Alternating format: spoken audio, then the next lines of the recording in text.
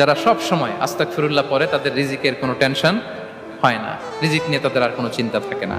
আল্লাহ নবী নূহ আলাইহিস সালাম যিনি ওনার জাতিগোষ্ঠীকে বলেছিলেন ফাকুল তুস্তাগফিরু রাব্বাকুম ইন্নাহু কানা গাফফারা, তোমরা বেশি বেশি ইস্তেগফার পড়ো, তিনি ক্ষমাশীল। ইস্তেগফার করলে কি হবে? ইউরসিলিস সামাআ আলাইকুম মিদরারা, রহমতের বৃষ্টি বর্ষণ হবে, তোমাদের জমিগুলো উর্বর হবে।